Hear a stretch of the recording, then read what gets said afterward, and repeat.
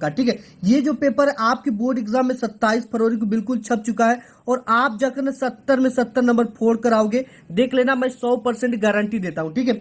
आपको कुछ भी नहीं देख करना है, वीडियो को शुरू से लेकर अंत तक देख लेना। एक वीडियो आपके लिए बहुत ज्यादा कॉपी है, ठीक है। मैंने बताया कि अगर बोर्ड एग्जाम के 1 घंटे पहले भी इस वीडियो को देखकर चले जाते हो तो आपके 70 में 65 नंबर तय है, ठीक है। देखो, इस बार हमें बोर्ड एग्जाम में 98% आना है, ठीक है। इसके लिए हमें पूरे इस पेपर को हल करना पड़ेगा। तो ये है 801 एचडी का बिल्कुल वायरल पेपर, गणित 2024 का पेपर, ठीक है। समय आपको 3 घंटे 15 मिनट, पूर्णांक जो होगा 70 अंक का होगा। ये कुछ निर्देश दे दिए, सिंपली आप इसे पढ़ लेना। इसको पढ़ के मैं आपका टाइम वेस्ट नहीं करूंगा, सबसे पहले मेन मुद्दे पे आ जाता हूं। यहाँ पे दे रखा खंड अ, जिसमें बहुविकल्पी टाइप के प्रश्न है, ठीक है। ये चीज ध्यान दे देना कि इसका आंसर आपको एमआर शीट पे भरना है और इसके लिए बोर्ड आपको 1 घंटे का समय देगी और एक क्वेश्चन को हल करने के लिए 3 मिनट से ज्यादा मत देना, ठीक है। 3 मिनट 1 घंटे एक क्वेश्चन को सॉल्व करने के लिए आपको दिया जाएगा।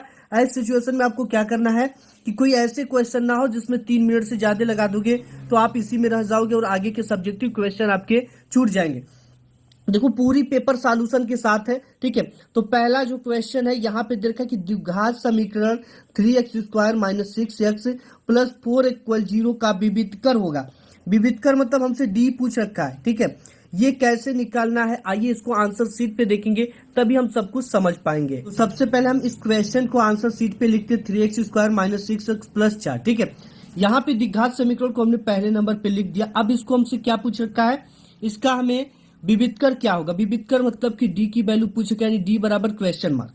तो यहाँ पे इसकी जो ये समीकरण दिया है इसका हम कंपेयर यानी तुलना x² + bx + c बराबर 0 से करने पर, ठीक है। तो यहाँ पर हम देखेंगे a के जगह पे 3 मिल रहा है एंड b के जगह पे -6 मिल रहा है एंड c की जगह पे 4 मिल रहा है, ठीक है। x तो लगा ही है और इसमें भी x लगा है और c की जगह पे 4 मिल रहा है, ठीक है। तो यहाँ पर हम लिख देंगे कि a बराबर 3 एंड b बराबर आपका -6 एंड c बराबर आपका 4, ठीक है। c बराबर 4। अब देखिए यहाँ पे हमको क्या पूछ रखा है, विविधकर। विविधकर का जो फार्मूला होता है डी बराबर b² - 4ac, ये फार्मूला होता है, ठीक है। इन सब चीजों का आपको ज्ञान होगा तभी आप क्वेश्चन का आंसर सॉल्व कर पाओगे, ठीक है। अब यहाँ पे देखो, यहाँ पे b का वैल्यू कितना आया है, -6। तो यहाँ पे स्क्वायर, तो हम क्या कर देंगे, d बराबर -6 का स्क्वायर, फिर ठीक है। इसके बाद यहाँ पे माइनस लगा हुआ है, समीकरण में माइनस लगा देंगे। 4 है तो 4 है, गुणित ए की वैल्यू कितना दिया है, ए की वैल्यू 3 दिया है तो यहाँ पे 3 पुट कर देंगे एंड सी की वैल्यू 4 दिया तो 4 पुट कर देंगे। एंड इसके बाद जो नेक्स्ट स्टेप हमारा है वो 6 के 36, इसका वर्ग करोगे तो ये हो जाएगा 36, ठीक है। जब माइनस का हम वर्ग करते हैं तो इसका वर्ग प्लस में आता है, तो यहाँ पे वर्ग किया गया तो ये 36 हो जाएगा। इसके बाद माइनस, अब इसका मल्टीप्लाई कर दो, ये हो गया आपके 4 के 4 8, 4 के 12, 12 के 12 24, 12 से 36, 12 चौके 48, ये हो गया आपका 48। अब यहाँ से जब 36 में से 48 जाएगा तो 8 में से 6 गया 2 और 4 में से 3 गया 1। अब ये जो बचेगा ये माइनस का बचेगा, ठीक है, क्योंकि 48 संख्या बड़ी है। जब भी घटाना करते हैं दो विपरीत, जब देखो यहाँ पे घटाना करते हैं ना तो चिन्ह हमेशा बड़ी वाली संख्या के लिखते हैं। तो यहाँ पे 48 बड़ी है और इसका सिंबल माइनस का है तो माइनस का लिख देंगे। यही आपका क्या हो जाएगा, विविधकर। आप यही आपका क्या हो जाएगा, विविधकर। ब्लैक पेन से करके आंसर लिख देना, ठीक है। अब इसके बाद जो नेक्स्ट क्वेश्चन हमारा है दूसरा नंबर हमसे क्या पूछ रखा है कि समीकरण यानी इक्वेशन 3x + 2y। इसके बाद यहाँ पे 8वां नंबर क्वेश्चन कहता है कि यदि sign theta equal cos theta, यहाँ पे 0 डिग्री इज ग्रेटर, ये is less than theta is less than 90 degree, तो थीटा का मान क्या होगा। यहाँ पे हमसे थीटा की वैल्यू पूछ सकता है, ठीक है। सिंपल, इसको कैसे हल करना ये चीजें आप देख लो। यहाँ पे 8वें नंबर पे लिख देंगे जो क्वेश्चन है यहाँ पे, ठीक है। तो 8वां नंबर आपका क्वेश्चन की sine theta equal cos theta, sine theta equal cos theta, इसको कैसे हल करना है, ठीक है। हम जानते हैं कि अगर हम जानते हैं कि साइन थीटा एक और कास थीटा है इस पर, ठीक है, तो अगर इसको इस पर लाएंगे तो ये अगर इसके गुणित क्या होगा 1 होगा, तो इसको इस पर लाएंगे तो ये क्या हो जाएगा, कोस थीटा हो जाएगा। या तो आप इस तरह से कर सकते हो, जैसे यहाँ पे sign theta equal cos theta, दोनों पक्षों में कास थीटा से भाग दे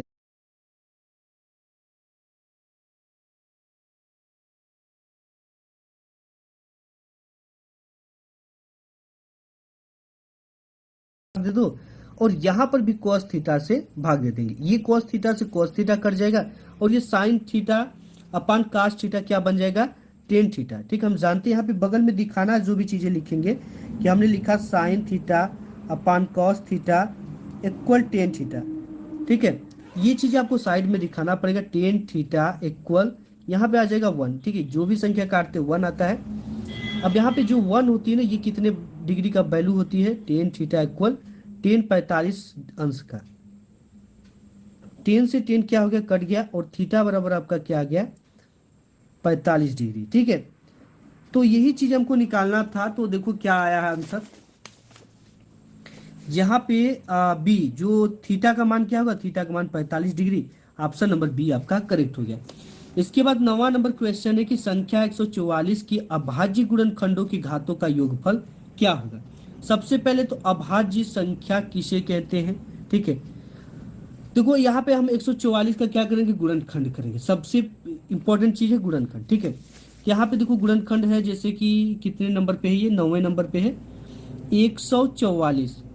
144 का हम गुणा कैसे करेंगे कि हमारा कितना आ जाए, इसको हमें तोड़ना है। ठीक है, तो हम लिखेंगे 2 गुणित्ते 2 गुणित्ते 2 गुणित्ते 2, 4 बार लिखें तो ये आपका हो जाएगा 2 दूना के 4, 4 दूना के 8, 8 दूना के 16, 16 के 16 16 32, 16 तिहाई 48, और 48 तिहाई कितना हो जाएगा आपका, 3 आठे 24, और 3 दूना के 6 7 8। ठीक है, देख लो 48 तिहाई यहाँ पे, 8 तरीके 24, 3 चौके 12, 12 2 14, 144 आ गया।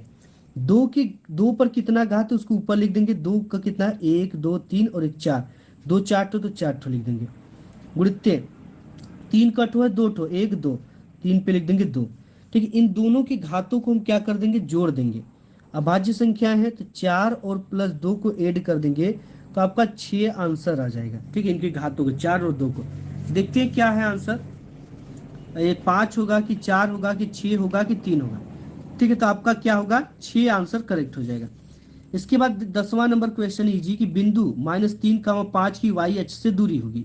ठीक है, देखो जो वाई अक्ष पे होता है तो ये वैल्यू आपकी वाई अक्ष की होगी और ये जो वैल्यू है एक्स अक्ष की हो गई। ठीक है, वाई अक्ष से दूरी क्या होगी, -3। यहाँ पे आपका ऑप्शन नंबर यही करेक्ट हो जाएगा। ठीक है, ये एक्स हो गया और ये वाई हो गया, तो इसकी वैल्यू क्या हो गई, -3। ठीक है, ये एक्स हो गया और ये वाई हो गया। वाई से दूरी पूछेगा तो -3 आपका करेक्ट हो जाएगा। इसके बाद यहाँ पे 11 नंबर क्वेश्चन की साइन 15 अंश कास 75 अंश की क्या वैल्यू होगी। ठीक है, इसको आप इस तरह से हल कर सकते हो, जैसे यहाँ पे लिख सकते हो साइन 15 अंश अपान यहाँ पे हो जाएगा आपका कास। ठीक है, कास यहाँ पे 90 डिग्री -15 डिग्री। ठीक है, तो ये आपका क्या बन जाएगा, साइन 15 अंश अपान साइन 15 अंश, ये कट जाएगा, बराबर कितना आ जाएगा 1। तो यहाँ पे आपका पहला ही ऑप्शन करेक्ट हो गया 1। इसके बाद 12 नंबर पे क्वेश्चन है कि निम्नलिखित सारणी का माध्य ज्ञात कीजिए। ठीक है, देखो माध्य कैसे निकालेंगे, इसके लिए हम पहले इस क्वेश्चन को अपने आंसर शीट पे लिख लेते। क्वेश्चन हम क्वेश्चन को लिख लिया। सबसे पहले तो वर्ग अंतराल लिख, बारंबारता दिया, बारंबारता हमने पूरा लिख दिया। ठीक है, यहाँ पे 5 6 5 6 5 3 1। ठीक है, यहाँ पे लिख दिया। अब हमको मध्यमान निकालना है। ठीक है, मध्यमान कैसे निकालते, इन दोनों संख्याओं को ऐड करके 2 से भाग आप दे दो। 10 और 0 को जोड़ेंगे तो 10 होगा, 10 में 2 का भाग देंगे तो ये क्या हो जाएगा आपका 5। ठीक है, तो यहाँ पे 5 लिख देंगे। 20 और 10 को जोड़ेंगे तो आपका हो जाएगा 30। 30 में जब 2 से भाग देंगे तो हो जाएगा आपका 15। 30 और 20 को जोड़ेंगे तो 50। 50 में 2 का भाग देंगे तो 25 हो जाएगा। इसके बाद यहाँ पे आपका ये चीज़, ठीक है, इसके सामने हो जाएगा 40 और 30 70। 70 में 2 का भाग दोगे 35, एंड यहाँ पे आपका 90 हो जाएगा। 90 में 2 का भाग देंगे तो हम क्या हो जाएगा 45। अब देखो यहाँ पे ये एक मध्यमान मतलब बीच का भाग निकल गया 2 से भाग देने पर। अब इसके बाद हमें क्या निकालनी है, एफ और एक्स निकालनी है। ठीक है, ये कैसे निकलेगा, देखो ये जो बारंबारता होता है इसको हम एक्स से दिखाते हैं और ये मध्यमान को हम इसको हम एफ से दिखाते हैं। ठीक है, ये एफ हो गया और ये आपका एक्स हो गया। ठीक है, ये मध्यमान जो हो गया एक्स हो गया। अब देखो इसमें हम क्या करेंगे, आपको इन एफ और एक्स का मल्टीप्लाई करेंगे तो 5 का 5 में करेंगे तो 25 आ जाएगा। 15 छके 90 हो जाएगा। 25 पंचे 125 हो जाएगा। और यहाँ पे है 35 तिहाई 105, सॉरी तीन पचे 15 के 5 और यहाँ पे हो गया 3 3 के 9 1 10 यानी 105 करेक्ट है। 45 से कम 45। अब देखो यहाँ से क्या क्या की वैल्यू निकलने वाली। सबसे पहले तो यहाँ से हम निकालेंगे सिग्मा एफ की वैल्यू। सिग्मा एफ की वैल्यू को क्या करना है, इस तरह से सभी संख्याओं को जोड़ देना है। देखो यहाँ पे अगर हम 6 और 5 को जोड़ेंगे तो 11, 11 में 3 जोड़ेंगे तो 14 और यहाँ पे एक जोड़ेंगे तो 15 और यहाँ पे एक जोड़ेंगे तो 20 हो जाएगा। ठीक है, आप जोड़ लो सिंपली। 5 और 6 5 11, 11 और 5 16, 16 3 आपका 19, 19 से 20। तो सिग्मा एफ की वैल्यू कितना आ गई 20। ठीक, जिसे एन भी कहते हैं। अब यहाँ से मैं निकाला सिग्मा एफ और एक्स की वैल्यू। एफ एक्स की वैल्यू क्या है, इसको सिंपली जोड़ना है। 5 5 10, 5 3 के 15, 5 4 के 20 के 0 हाथ में लगा 2। ठीक है, इसके बाद 4 और 2 4 2 6, 6 और 9 15, 15 2 17, 17 18 19। ठीक है, 2 हाथ में। इसके बाद 1 2, 2 और हाथ में का 1 3, 390 सिग्मा एफ एक्स की वैल्यू आ गई। हमसे माध्य पूछ रखा है, तो हम जानते हैं कि समांतर माध्य इक्वल, समांतर माध्य को एक्स बार से दिखाते हैं सिग्मा एफ। ठीक है, इसमें सिग्मा एफ एक्स आपका होता है अपान सिग्मा एफ। ठीक है, सभी की वैल्यू को रख देंगे। एफ एक्स की वैल्यू 390 है और सिग्मा एफ की वैल्यू कितना 20 है। अब 20 का इसमें एक जीरो से तो एक जीरो कट ही गया और ये इसका भाग देंगे तो जैसे 2 का दे दो आपका 39 में भाग। 2 एक कम 2, 3 में से 2 गया 1 और यहाँ पे 9 उतर गया तो 2 9 18। फिर आपका 1 उतरा, फिर पॉइंट लगा। ठीक है, फिर 2 पंचे 10 यानी 19.5 आपका समांतर माध्य एक्स बार की वैल्यू आएगी। देखते हैं पेपर में क्या दे रखा है। यहाँ पे 21 दे रखा है, 20.5 दे रखा है, 20 दे रखा है, 19.5। तो ये आपका आंसर करेक्ट हो जाएगा। इसके बाद 13 नंबर क्वेश्चन बोल रखा है कि यदि 3 cot थीटा इक्वल 4 है तो कोसेक थीटा का मान क्या होगा। यानी 3 cot थीटा बराबर 4 है तो कोसेक थीटा का वैल्यू क्या होगा। तो यहाँ पे हम 13 नंबर पे क्वेश्चन डाल देंगे। क्वेश्चन जो है उसको लिख लेंगे सबसे पहले तो cot थीटा इक्वल 4। ठीक है, तो किसकी वैल्यू पूछ रखा है, यहाँ से हमसे पूछ रखा है कोसेक थीटा बराबर क्वेश्चन मार्क। ये चीजें हमसे पूछ रखा है। ठीक है, अब देखो इसको हम कैसे हल करेंगे कि हमारा जो आंसर वो करेक्ट आ जाए। हम जानते हैं कि कोसेक थीटा बराबर काट स्क्वायर थीटा। अब देखो यहाँ पे हम क्या क्या रखेंगे, कोसेक थीटा की तो वैल्यू निकालना ही निकालना है। इसके बाद यहाँ पे √1 प्लस कॉट थीटा की वैल्यू कितना है, देखो यहाँ से निकाल भी लेंगे। यहाँ पे हमने थोड़ा सा शार्ट कर दिया। यहाँ से जब आप निकालोगे ना, जैसे यहाँ पे 3 कॉट थीटा बराबर 4 है। ठीक है, यहाँ से काट थीटा की अगर हम वैल्यू निकाल लें, काट थीटा बराबर क्या नाम है आपको कमेंट बॉक्स में कमेंट करना है। ठीक है, तो सिंपल इतना मैंने रख दिया। आप सभी की वैल्यू को आपको रख लेना है। एक बार प्लस में रख लेंगे, एक बार माइनस में रख लेंगे। ठीक है, इस 3 का बी की वैल्यू कितना है 3 है, तो यहाँ पे माइनस है तो -3 प्लस माइनस √a का स्क्वायर, मतलब a की जगह पे 4 है तो 4 का स्क्वायर हो जाएगा, माइनस b की जगह पे क्या है 3 का स्क्वायर हो जाएगा, बट्टे के 2। a की वैल्यू क्या है 4 है तो रख देंगे 4। ठीक है, इसको सॉल्व कर लेंगे आप सिंपली। इसके बाद एक बार इसको प्लस में रखेंगे, एक बार माइनस में रख देंगे, वही आपका आंसर हो जाएगा। ठीक है, इसके बाद यहाँ पे घ नंबर दे रखा है कि बिंदु a 2, -2 और b 3, 7 को जोड़ने वाला रेखाखंड की लंबाई ज्ञात कीजिए। ठीक है, सबसे पहले इस समीकरण को ही हम लिख लेते, बिंदु जो दिया रखा है। देखिए इसमें जो बिंदु दे रखा था उसको हमने लिख लिया। अब यहाँ पे रेखाखंड की लंबाई हमसे पूछ रखा है, यानी कि अगर इसको एग्जाम्पल से समझे तो ये इस तरह से कह रहा है कि ये एक बिंदु ए है। ठीक है, और एक बिंदु बी है और इसका एक मध्य बिंदु ओ है और यहाँ पे इसकी जो वैल्यू है ये 2, -2 है और इसकी जो वैल्यू है 3, 7। इसकी हमें वैल्यू को निकालना है। ए बी का मध्य बिंदु निकालने का जो फार्मूला होता है, ए बी बराबर √x2 - x1 का whole square plus y2 - y1 का होल स्क्वायर। ठीक है, ये हो गया आपका x1, ये हो गया y1, ये हो गया आपका x2 और ये हो गया y2। अब इसको क्या करेंगे, ए बी बराबर √x2 की जगह पे क्या है 3 है तो 3 रख दो, माइनस x1 की जगह पे क्या है 2 है तो 2 रख देंगे का होल स्क्वायर, प्लस y2 की जगह पे क्या है 7 है तो 7 रख दिया, माइनस y2 की जगह पे 7 है तो 7 रखा, और माइनस y1 की जगह पे -2 है तो ये प्लस का 2 हो जाएगा। ठीक है, और यहाँ से आपका ए बी बराबर आ जाएगा √3 में से 2 गया 1, 1 का स्क्वायर करेंगे तो 1 ही आ जाएगा। और यहाँ पे 7 और 2 हो जाएगा 9। ठीक है, ये स्क्वायर है, 7 2 9, तो ये हो जाएगा आपका 9 का स्क्वायर। आपका हो गया ए बी बराबर 9 9 81। ठीक है, 81, 81 और 1 हो जाएगा √ ये 82। ए बी की जो वैल्यू आ गई आपकी वो √ कितनी आ जाएगी, 82। ठीक है, यही आपका ऑप्शन करेक्ट हो जाएगा। अरे सॉरी, ऑप्शन नहीं होगा, आंसर होगा। ठीक है, इसके बाद यहाँ पे अंगा नंबर दे रखा है कि यदि व्यास 1 सेमी वाली 8 सेमी लंबी तांबे की छड़ को पिघलाकर एक समान मोटाई वाली 18 सेमी लंबी एक छड़ के रूप में पुनः ढाला जाता है तो छड़ की मोटाई ज्ञात कीजिए। देखो कैसे ज्ञात करना है इसकी मोटाई, तो वही हम जानते हैं। यहाँ पे देखो व्यास दे रखा है, व्यास जो होती है वो त्रिज्या की दूना होती है। ठीक है, और त्रिज्या उसकी आधी होती है। तो यहाँ पे हम देखो इसकी वृत्त की परिधि जो होता है वो होता है क्या, यहाँ पे अंगर नंबर वाले को सॉल्व करेंगे तो यहाँ पे लिखेंगे पाई r का स्क्वायर और यहाँ पे h हो जाएगा, और बराबर दूसरा भी एक है। ठीक है, लंबी एक छड़ को उसी जैसे एक छड़ को फिर पिघलाया जा रहा है, इसका जो आपका परिधि होगा पाई R स्क्वायर और यहाँ पे H हो जाएगा। देखो पाई से तो पाई कट गया, और r की वैल्यू इसमें क्या है, व्यास दे रखा है उसकी, तो व्यास जो होती है वो त्रिज्या इसकी आधी हो जाएगी, 1/2 का स्क्वायर हो जाएगा। वृत्त इसकी ऊंचाई कितनी है, 8 सेमी लंबी है, तो इसकी ऊंचाई 8 सेमी रख देंगे, बराबर r का स्क्वायर नहीं दे रखा है इसका, और इसकी ऊंचाई 18 सेमी लंबी है। ठीक, दूसरे वाली छड़ की, यहाँ पे गुणित 18 रख देंगे हम।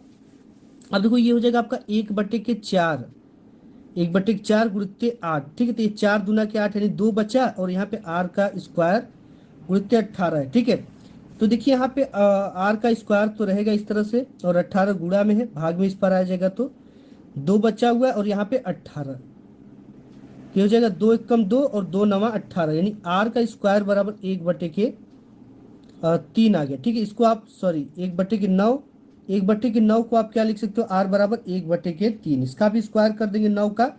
ठीक है, 9 का स्क्वायर कर देंगे तो ये कितना हो जाएगा, 3 हो जाएगा। तो ऑप्शन नंबर आपका ये करेक्ट हो जाएगा। इसके बाद यहाँ पे 6 नंबर एक क्वेश्चन है कि निम्नलिखित सारणी का माध्य ज्ञात कीजिए। ठीक है, इसको सबसे पहले हम सारणी को बना लेते हैं, उसके बाद इसका माध्य निकाल लेंगे। तो यहाँ पे देखिए इस सारणी को हमने क्या किया, यहाँ से 10 से 25, 25 से 40, 40 से 55, इसको यहाँ पे हमने बना लिया। ठीक है, और इसकी बारंबारता को भी यहाँ पे लिख दिया 2 3 7 6 6 6 6। अब यहाँ पे सबसे पहले हमें मध्यमान निकालना पड़ेगा। मध्यमान निकालने के लिए इन दोनों को जोड़कर 2 से भाग दे देते हैं। ठीक है, तो यहाँ पे 25 और आप 10 को जोड़ोगे, ठीक है, तो ये हो जाएगा 35, और 35 में आप 2 का भाग दोगे तो ये आ जाएगा आपका 17.5। ठीक है, और यहाँ पे आप इसको जोड़ोगे तो ये 40 20 60 5 65, 65 का आधा कितना होगा, 32.5 हो जाएगा, यानी 32.5। इसको जोड़ोगे तो ये हो जाएगा आपका 50 और 40। ठीक है, 50 और 40 90 5 95, 95 का आधा हो जाएगा आपका 47.5। इसको जोड़ोगे, ठीक है, तो 70 और 50 125, 125 का जो आधा होगा आपका वो 62.5 हो जाएगा। और यहाँ पे देखो ये ऐसा कभी कभी दे देता बोर्ड एग्जाम में, थोड़ा टफ कर देता, आपका टाइम वेस्ट करता आधा करने में। ठीक है, और इसको जोड़ोगे तो 7 दूना के 14 1 15 155, इसका जब आधा आप करोगे तो ये आपका आ जाएगा 77.5। ठीक है, इतना ही आएगा। इसके बाद ये हो जाएगा 185, 185 का 92.5 आएगा। ठीक है, इतना ही आएगा। अब हमें क्या करना है, यहाँ पे f और x निकाला, इन दोनों का मल्टीप्लाई इधर कर देना, तो ये हो जाएगा आपका 2 5 10 के 0, और यहाँ पे 2 7 14 1 15, 2 1 कम 2 2 1 3, यानी कि ये हो जाएगा आपका 35। ठीक है, यहाँ पे 0 लग जाएगा। इसी तरह से सबका मल्टीप्लाई कर दो, इसका मल्टीप्लाई करोगे आप तो यह आ जाएगा 97.5